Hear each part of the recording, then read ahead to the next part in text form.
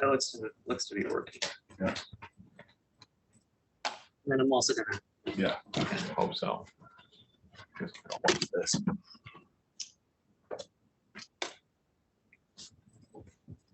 There you go.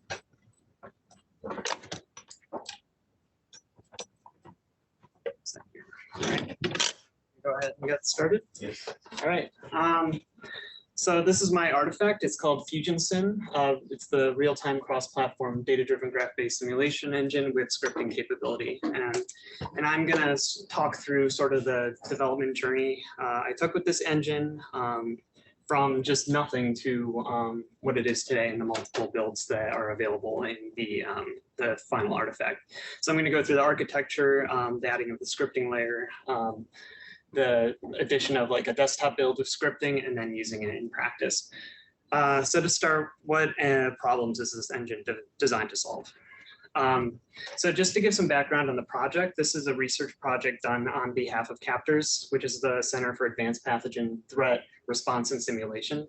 And as you might guess, they do pathogen simulation. And currently, they're looking into expanding into the realm of wargaming, pathogen wargaming, which is they're making games for public health officials to play to sort of get their idea of what their threat response would be, and eventually be able to have a game that will dynamically react to the kinds of decisions they make.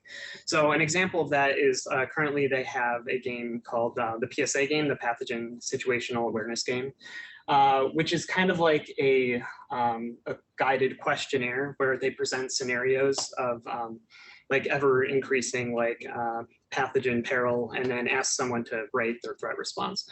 So it's not dynamic at all, it's all fixed. And what they want to move into is having sort of applications, in this case, like a suite of games that you can play in browser that you're able to play, make decisions, and then the pathogen will grow and change depending on the decisions you make. So that's where we come in. The team was formed. It was myself, Emma, Ryan, and Jackson. And Ryan and Jackson were working on the game side. My job was to work on the engine and to create the engine according to their specifications that could meet all their needs. So what were some of the requirements that I needed to satisfy? So to start, the model that goes along with the PSA game that I was talking about is called the SEIR model. It's a Markov model. It stands for Susceptible, Exposed, Infectious, Recovered. And I worked very closely with someone at CAPTORS. Matthew McKenzie was the person who walked me through kind of how the model works and all the ins and outs of it, because my job was to be able to implement this in my engine. If my engine couldn't simulate this, then they couldn't even do the PSA game, which is sort of like the bare minimum for what they were looking for. And having sort of the dynamism of reacting to player input is sort of where they're going. So the next thing that they really wanted is being able to augment their simulations with new models, so that, for example, if you had an agent-based model that was like a hospital capacity model, and they wanted to see how that worked with the SEIR model, like the number of hospitalized people, you could simulate both of them and be able to aggregate the results together to get some sort of final result. So being able to support like multiple genres of modeling, whereas like you have a Markov model here, agent-based model, but they all can combine simultaneously to create this final simulation output, was very important. So of course, the engine has to be extensible, so it's got to be easy to add models. And one of the most feasible ways to do this is to just have models as data. No need changing source code. You could just script up your models in a very easy to understand way, and then feed them to the engine, and then you've increased the things that you can simulate. In that realm is like being able to eventually in the future build like a layer on top of it for easy model building. And then finally, cross-platform. So of course, the main thing for this project that we're focusing on is a WebGL build of Unity so that the game can play in the browser. However, they also expressed interest in being able to use the engine for research, such as like a high-performance native build. And then on top of that, being able to add the scripting capability and making that native as well. So those are some of the challenges that were faced in starting to design the engine. So I'm going to start to go through the various parts and why we needed each of them. So to start, the sort of the fundamental thing that makes a generic simulation engine work is having dynamic data. You can't just like hard code what like certain objects are in C++. You need to be able to build it on the fly based on your models. So in this case, having some sort of name property scheme, in this case, JSON was perfect because it maps perfectly onto JavaScript objects, which are pretty much just JSON. So JSON seemed to be the way to go, and I ended up using the Neil modern C++ JSON library, which is very strongly typed. So some of the challenges was sort of taking sort of the typiness out of it and presenting an interface that is very cross-platform friendly and DLL friendly. So in this case, having like a templated get value, set value, raise key, has key, stuff like that, all the important things. And lastly, a very important thing is being able to build your own structures. Like you have to, you can't just use like fundamental types. You're going to want to have like nesting so that you can build your own like types of objects. So for that, I ended up using the JavaScript object notation standard, which is a very helpful way of being able to set keys, but also build structures while you're doing it. So to move on from that, we have sim agents and sim graphs, and this is related to the structure of the model. Like I was showing before, when we had our agent-based model and our Markov model, they had a structure to them. And this is sort of what these are designed to solve. So a sim agent is just dynamic state. In this case, it's pretty much just a sim blackboard. And a sim graph is a structure of sim agents that modeling is performed on. So in this case, at the bottom, you can see you have your sim graph and a bunch of models that are attached to it, which I'll talk about in a second. So in this case, the agents represent sort of the local data of the engine that is sort of holding the data for the simulation on a per node basis. So what exactly are model? If we split that apart and we look at just like a singular model, probably the best way to think about like a sim command and a sim model is like a shader. So a sim command being a shader and a sim model being a shader programmer, just a collection of sim commands. And in this case, it's specified as you have an initialize command and a bunch of update commands. So when you initialize the engine, you get all the initializers running on your graphs. And then when you update the engine, all the updates will update in sequence. And in that case, you have a sim model that can now read and write to both the current sim graph that has the model attached to it and a global blackboard data for the entire engine to use. And that sort of feeds into how this solves the requirement of having multiple models collaborate, because if we have a global blackboard, we can have as many graphs and models as you want, and they can read and write to local data and global data, and all the stuff in global data can be seen by everything. So in that way, they can sort of post their results and collaborate. So in the end, the sim engine is really just a collection of models and graphs that are connected in some meaningful way that is data-driven, and a global blackboard for different model collaboration. And the basic things the sim engine does is you initialize it, you update, and then you get the results from the global blackboard. And there is a lot of more things that you can do with it, especially being able to change and look at global data of agents is very important in some scenarios. But just to give you a high-level overview of how that works. So now if we zoom out and see sort of what this enables us to do, so you can see that we have our SEIR model at the top. In this case, the SEIR model is pretty simple. We just have a singular graph and a singular model that is related to it. But in the future, if we wanted to add some agent-based models, we can have those in there. And in fact, we can have a model designed to work on agent-based models that could operate on two different graphs. In this way, the models and graphs don't have like some sort of predefined arrangement. They're just like a bunch of models and graphs that you feed into the engine, and then when you initialize the engine, all of the connections are made and validated, and at that point you sort of have your simulation structure. So the way you kind of build out that structure is just very simple data files. You name your graph, you name your model. The graph specifies what models are attached to it, and the model specifies what commands it has. In this case, we're talking about native commands. So we haven't quite gotten to the scripting portion. We really just have the C++ portion here. So how exactly are you going to do commands without scripting in this case? Well, in this case, since they're native commands, we can really just use inheritance from our basic sim command. So for example, in the SEIR model, we have sort of different events that take place, and I'll talk about that a bit more later. But here we have sort of the initialize, the send pool, and then the cleanup. And those are different portions of the update. So we can simply say that, oh, this inherits from sim command, we assign it a name, and then whenever we data drive it here, it'll know where to create the command and use it in the updating of the engine. Yes. I just want to stop for a few questions to make sure I'm not too lost going on. Yes, of course. Can you just define for me the terms agent, model, and graph to make sure I understand which is which? Mm-hmm. Yeah, so An agent is sort of a node in a sim graph. Is that an has dynamic instance of your data. engine, or is it an instance of the engine, or is it a thing in the engine? It is a thing in the engine. Okay, Yeah. okay. A class in the engine, and a sim graph is just a collection of them and the structure that models operate on. And a model is simply work to be done on a sim graph in this case. Okay, so the graph is composed of agents and the model operates on the graph as a whole. Yes. Okay, cool. So why call it an agent? I also found that name. Yeah, so I guess in this case, maybe sim node would be a better name, but of course, in like other scenarios, like in the SEIR model, for example, there is like a concept of a node. So I think like whatever I called it, it would kind of conflict with whatever paradigm you're using because the paradigm could be different. But in this case, sim agent was just the go-to. All right. So going into the scripting portion. So it's really important to be able to data drive those actual commands as opposed to having them hard coded natively. So the idea was to go into Emscripten, and one of the main reasons we ended up using Emscripten for the project is because on the Unity side, Unity supports natively these Emscripten plugins for use in web builds. Though that became a bit of a problem later, and I'll talk about that. But the main things to note is that Emscripten outputs a LLVM bytecode, a .a file, and sort of as a unit, it outputs a JavaScript loader utility file and a WebAssembly file. And those together make up sort of the final version of the engine, and the bytecode is certainly just an intermediate step.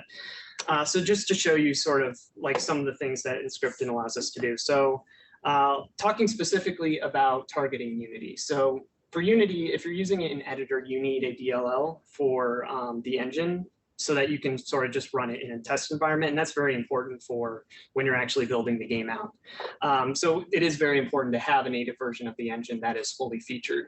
But when you bring Emscripten into the mix for the actual build, you can go ahead and just use the .a to be able to what actually happens is Unity has its own version of Emscripten that finishes the compilation to the final WebAssembly in JavaScript and then links it on its own. However, there are definite issues with this, which I'll talk later about.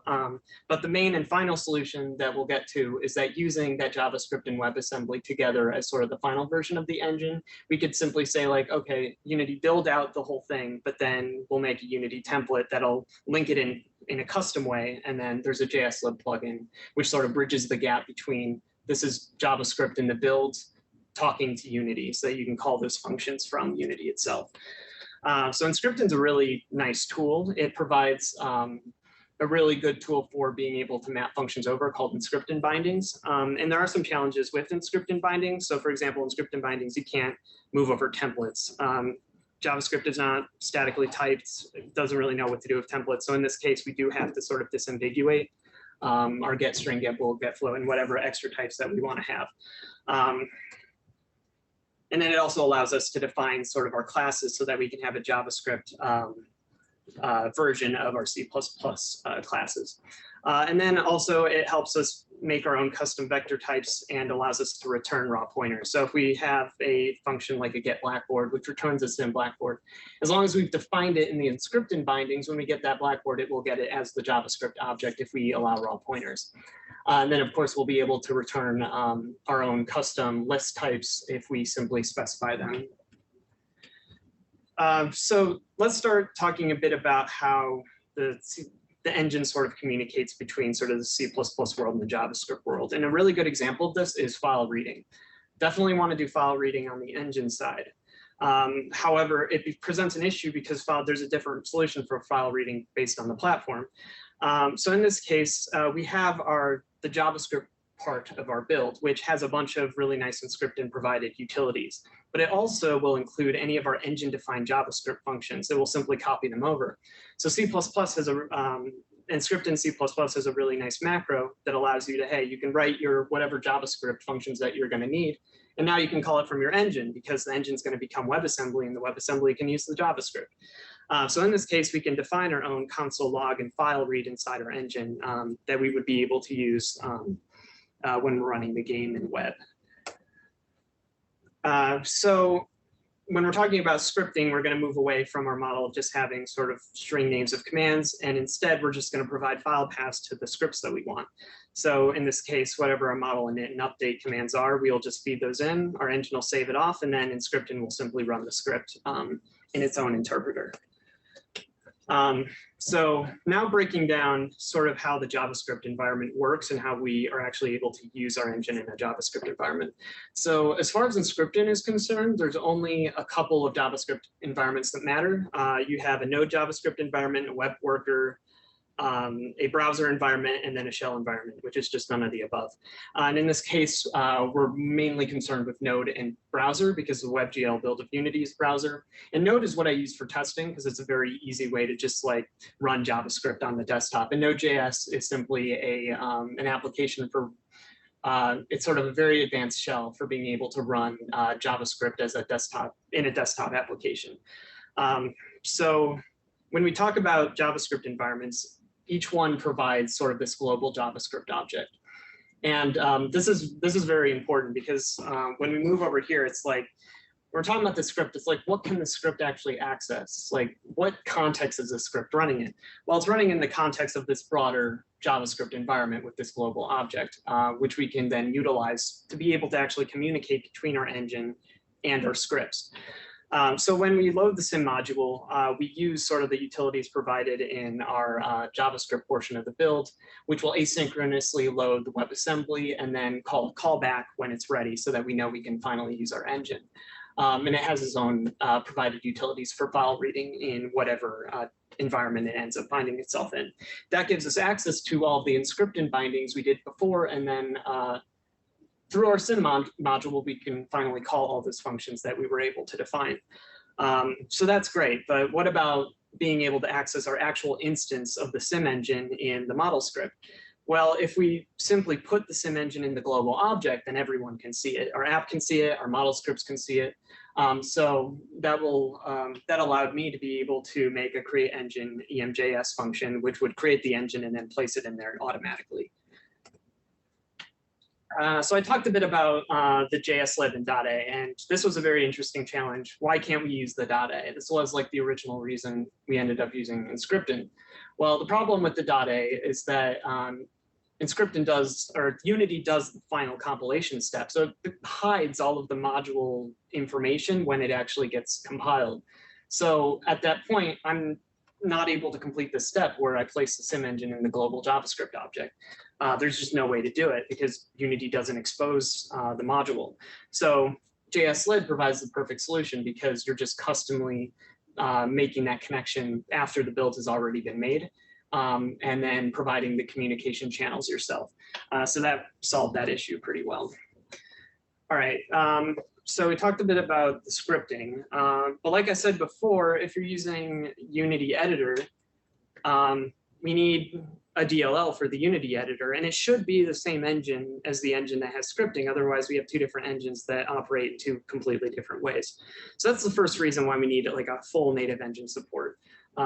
It wouldn't be as high performance, however, it would have the scripting capability, and it gives us a lot of extra things like being able to put our engine on a remote server, being able to do it on like a high performance context of a desktop app or game, or making it portable so that if we have models that we've written for other contexts, we can just move them over, and we don't have to we don't have to write it all in C++ again.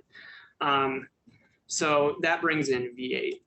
So when I talk about V8, I'm not talking about the delicious fruit and vegetable medley that you can find in the shelves of most grocery stores. I'm talking about the open source high performance JavaScript and WebAssembly engine. So this C++ library allows you to take take your WebAssembly and JavaScript that was compiled, and it will simply run it in its own context and give you a DLL. So in this case, we want to wrap all of the functions we exposed through Emscripten in another layer of C++. So we kind of have like a C++ sandwich going on here with an extra layer of scripting. So there were definitely some challenges with using V8. One of the great things about V8 is it's very reliable. I talked about Node.js earlier. Node.js uses V8 to be able to run JavaScript, and even Chrome uses V8 to run JavaScript in a desktop environment. But then we have issues like I was talking before about how we need a callback for telling us when the module's been loaded. And then this is kind of a weird, it's not like a real JavaScript environment anymore. It's sort of the none of above I was talking about before. So how is it actually going to be able to know how to read files? So we actually have to define our own version of the utilities in the JavaScript file that simply aren't provided in this case. So instead of actually changing the build output, we can make these V8 connections to these V8 callbacks. So we can say we define our own version of reading from a buffer and our own version of the callback, so that when we're running the C++, all the connections are made and there's no issues loading the engine initially. So the final wrapper did cause some problems because, as I was talking before, the engine was designed very object-oriented. But one of the problems that comes out of that is Unity, when it takes in a DLL, it needs like a flattened hierarchy. You can't really use a header file. You just have to have like very simple C functions with very simple C types. So in this case, when defining the DLL, I have to take the object-oriented API and make it a static global API. So my solution for this was simply having sort of our sim engine get float get bool and sim agent get float get bool for each of the versions of the Blackboard. But then having agents be exposed as indexes. So we can say for a key value pair, I want the node that's called exposed, give me the index of it, and I get the agent index. And with that, I can combine that with the graph name and the property on the agent I want to get the actual pool number. So in this case, the exposed pool is 10,000. So in this way, it was actually very easy to get around flattening the object-oriented hierarchy. So just to show a little bit of V8 code, and once you get V8 working, it's actually pretty simple. So there are a lot of functions that you need to wrap. But at the end of the day, if you have sort of a V8 run string from script, you can simply say sort of, this is my JavaScript code that I want to run. I'm going to insert all the parameters that were given, and then V8 run it. And once it's run, it will have sort of in the V8 context the output, and then you can go ahead and fetch it. So writing a bunch of these functions for all of the different static API functions that we're exposing through the V8 DLL is actually pretty simple. All right, and finally, I'm going to talk a bit about actually using the engine to write models, because this is what it was designed to do, and talk a bit more in detail about like what the SEIR model is and what the implementation was and what kind of was learned about model scripting in the process. So just as a quick overview of the build targets, we have our true native high performance build for the research applications. We have our WebAssembly build and the V8 native build. And this exposes us to all sort of different targets, such as WebGL, Web API browser, and then Unity editor, remote server, and a native application. So the model scripting process was interesting. It was kind of like learning a whole new like paradigm, because in this case, there are sort of like some basics and like best practices that I found were very useful. And I think the main thing I took out of it is that when you're building these complex graphs, it should be ideally as easy as possible. It should be, I should simply be saying like, I want this type of sim agent, or in this case, I want this type of Markov module, this type of Markov module. I want to connect them and I want to have them connected with this probability. And that should be all the thinking that I'm doing if I'm building the model out. So it sort of makes it so that you really should have a utility suite for each one of the models you're building as a very important part of it. And making the iteration a lot quicker. And one of the reasons I found was very good for this was using the JavaScript getters and setters, because in that case, I don't have like a copy of my C++ state in JavaScript. I'm merely getting and setting and hiding behind the getters and setters some of the boilerplate engine code, which I'll show in a second. But really quick, I'll talk about the SEIR model. I worked very closely with Matthew to sort of try and figure it out. But it basically has a bunch of different Markov compartments that all have, they have different uses, different things that they do when they send data down the line. But sort of our pool of people, it's a closed loop. So you have a fixed pool of people that are moving down the line that go from states of being exposed to different types of infectious to recover to susceptible and so on, such that you'll always have 10,000 people and you can examine to see where people are in the grouping. So if we're talking about being able to script this in JavaScript, then simply having like a bunch of classes for these different types that do different things is a very good idea, because we're kind of taking our dynamic state and giving it a typiness. We're giving it like an actual form and type safety, because if something says that it's a node, it should act like a node. It should have the properties of a node. It should have the functions of a node. And this allows us to enforce us in that way and be like, okay, if I'm trying to create a node, then simply wrap it and we'll be able to use it the way it's supposed to be. So as I was saying before, using getters and setters in JavaScript is really helpful for this process. So when I'm using a node, I want it to be as simple as, oh, I'm getting it as a string, I'm getting a name, I'm getting and setting the pool, and I don't have to think about it. And then all this engine boilerplate, I can just hide it behind that. And in this case, we have our node wrapping around our sim agent, wrapping around a blackboard.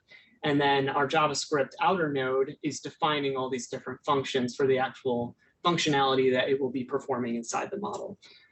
Keeping things nice and simple, because then when I'm actually building the model, when I'm initializing the graph, it's as you ideally want it to be as easy as I said it was before, where I'm simply like, I'm creating a node, I'm giving it properties, I'm creating a splitter, a connector, and then I'm just making a connection.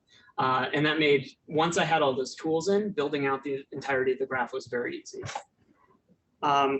And then just to quickly go into sort of the update state or the update command of the SEIR model. As I said before, it has a bunch of different model events. In this case, it has send reading, send pool, cleanup, and take reading. So the process of that is basically asking the engine, I want all sim agents in your graph of a certain type. So I'll say all agents of a key value pair, in this case, type sensor, type nodes, type connector. It'll give you that group. You can take all those, wrap them all in the JavaScript wrappers. And then they're ready to use.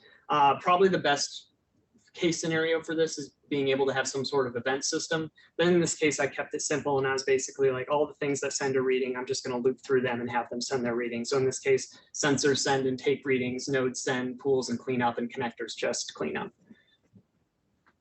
All right, so this is the wonderful demo. Very, very interesting. Lots of cool numbers, but not very intuitive. So if I'm talking about like the real demo, it being used in like the actual game is a good place to start. And you can see here, this was the final work that we produced as part of the research project.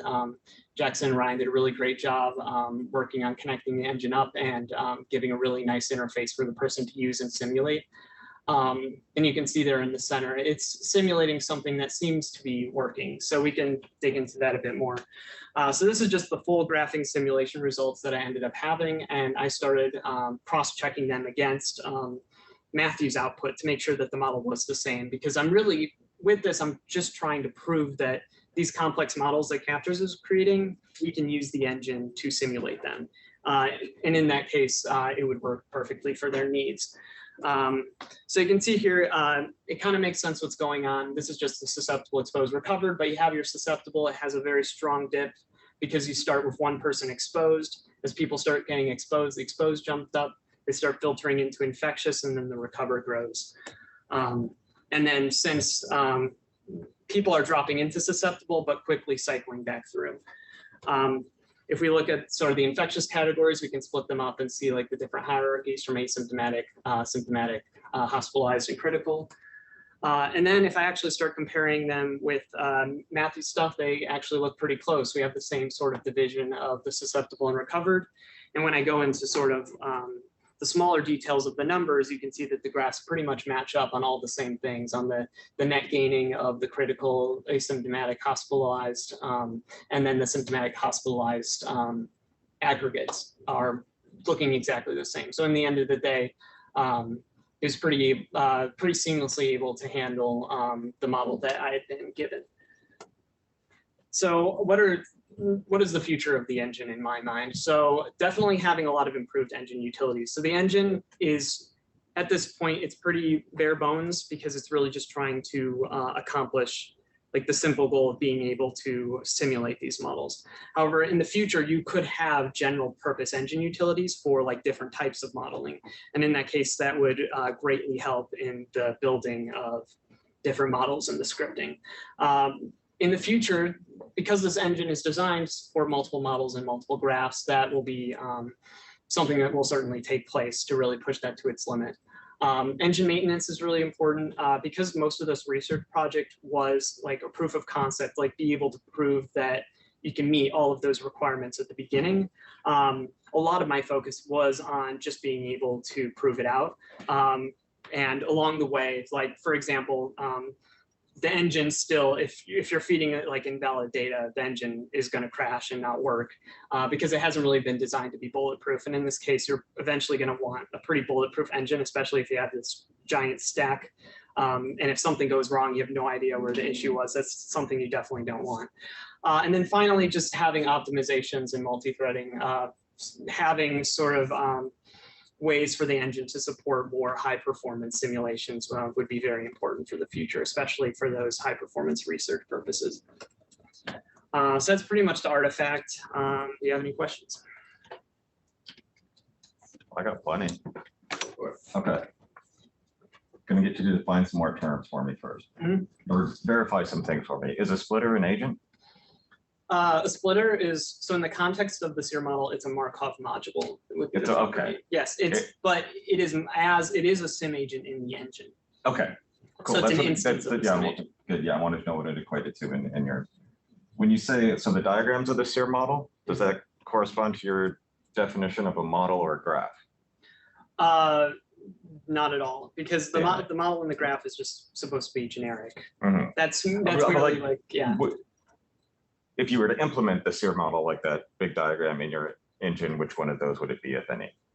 It'd be a SEIR graph. Okay. But it would probably, I probably wouldn't call it I probably wouldn't make it like a sim graph. I'd make it my own like SEIR graph kind of thing, because the sim graph is designed to be generic. Okay, and then so that leads me to my next question then. So is that, I'm still not sure, the SEIR graph model thing, is that implemented in some hard-coded fashion in your engine, or is it done via script, or? Yeah, it's not hard coded at all. Okay. So it's those model scripts that actually build the graph and update the agents inside the graph. So can you show us the script for that big model? Yeah, if you want. I'm sure I won't understand half of it, but I'd like Is that to. essentially like a game layer on top of in the script? Yes. Yeah, you could think of like the actual models themselves are just like data for the game itself. And actually the game needs to know a lot of information about what those things are doing, because the game actually has to query in. Like it's got to know what things the model is actually placing in those graphs for it to query for them.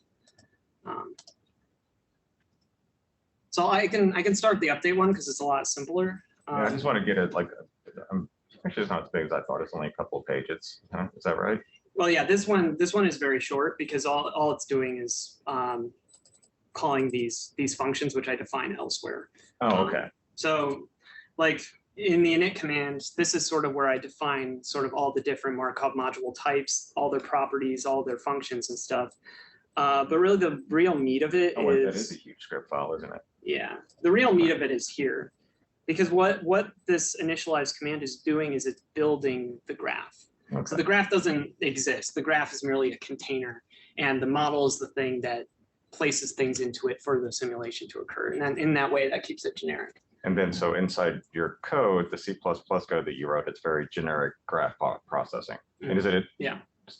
Is it just like a graph of the current state of like a person or a thing in changing, like exposed to infected or whatever based on decisions and probabilities, or? Well, the graph is merely a list of agents. So when a graph updates, what it's really doing is it's updating all its models, and then the models do all the work. The graph isn't doing any work. The graph is just a container. It's dumb. The models do everything. Where's like the count of infected people? Is that that's part of the model? Yes, it's part of the model. So in the Markov model, so in it, so you have these Markov nodes or compartments. So there's one inside the SEIR model that's called like an exposed node, and that has a pool. So if I want to know how many people are exposed, I just check what the exposed pool number is. Okay, so and then like I assume the model you like pump it or ticket or something, and then it starts drawing from a pool of people. Yeah, and so then it ends like up start like infecting one of them and moving them around. Yeah, and then okay. So it has transitions. When you do the step, it'll transition people over through the connector. That's what the connector is designed to do. And then the pool basically moves down the line and transitions in such a way that it'll always be the same number of people in the entire system. Okay, cool. I think that clears up the main questions I had. Got anything, Squirrel? No. I mean, I feel like I 80% understand, but I'm not sure how to frame. Maybe, could you go back to your build target slide? Yeah. I think a more clear separation along the trees that Matt was barking up between the engine and the script model. Like okay, the parts you did have nothing to do with infections. Except the model scripting. You did that also? Yes. Okay, I thought that was, so did the Jackson's, did they just do front end? So they worked on the game itself. Okay. So they're using the engine which I worked on as sort of like they started up.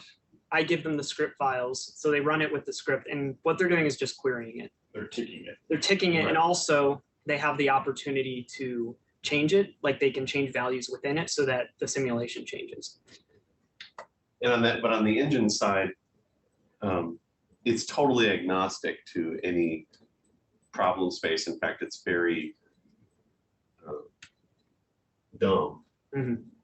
Yeah, to read exactly. through. Okay. It has nothing to do with any of the things, unless you had like your native commands like I talked about before, but those are application specific. Like in general, it's completely dumb, especially if you're doing scripting. How many different platforms did you have to do work on or coding on for this? Like, did you do all of this just from your PC and WebGL and stuff, or did you? When you say it's like different, you got different platforms or Mhm. different, like in native, it can run native in various places. Yeah. Does that mean like there's going to be native builds for Mac? Oh OS yeah, and so other- no, I didn't do any work for native Windows, mainly Okay, just on just my Mac, all right. platform. Yeah. Can you say what each of those, like native build, WebAssembly build, V8 build, not just say them, Mhm. but say what are they? Yeah. So the true native build is just like the base source code for the engine built out to desktop What language? in C++. So Straight to EXE. yeah, straight to DLL, and then Oh. I have an exe that runs it. And Unity's not involved in any way. No. Yeah. Okay. The second one is Another question though. So Oh, yeah. the true native build though, that still does have D8 to execute JavaScript inside it? no, the Oh, true okay. native build does not have any scripting in it. Oh, So okay. you're, How do you tell it what to do? So And what would that be used for? If it can't. this is because they asked for a high performance version of the engine if they were doing research. So if they wanted it to not like have the scripting layer for whatever reason, then they have the option to hard code these sim commands. And in fact, it would be very similar to the model scripting that you do in JavaScript and C++ because they use the exact same API. But you would have to transcribe the model. If you already had it written in JavaScript, you'd have to transcribe it to C++ and vice versa if you did it the other way around. Okay, so currently no purely native version of this infection simulation exists.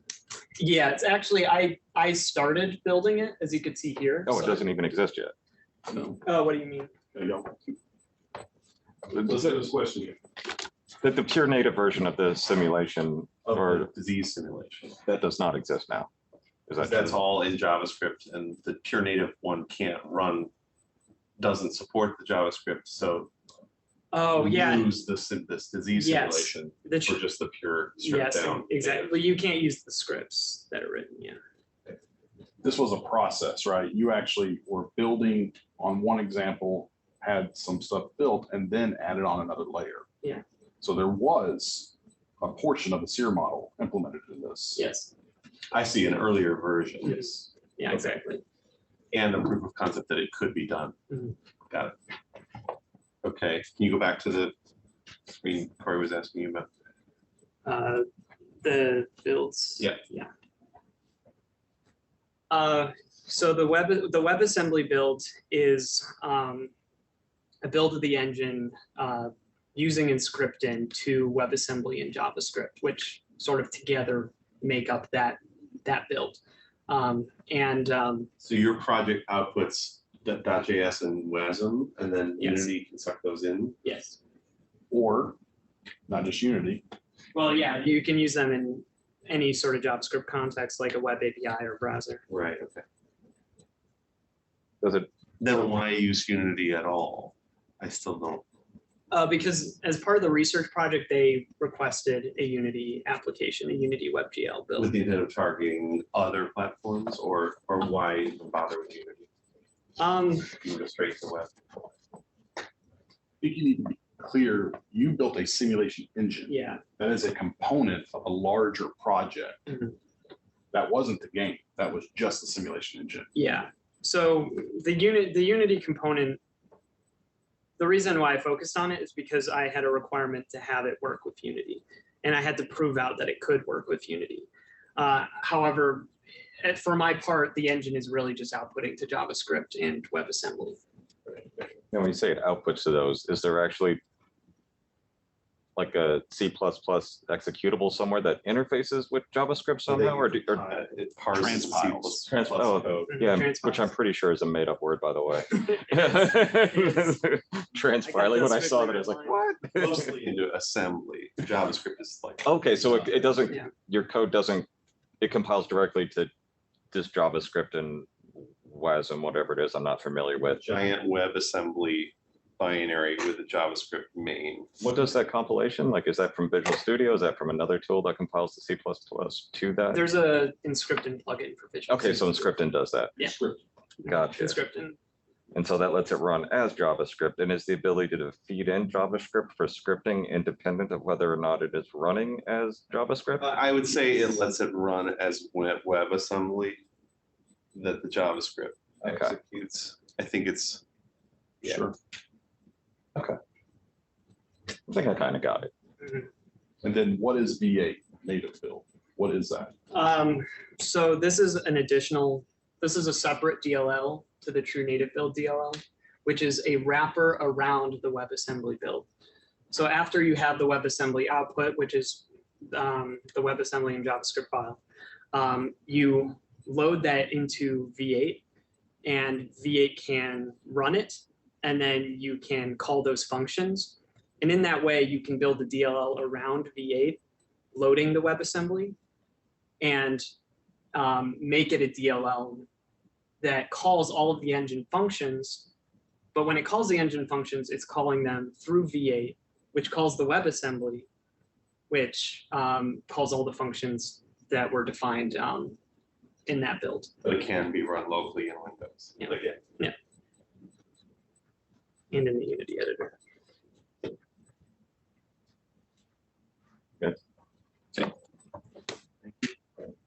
I'll just leave this here. Yeah, perfect.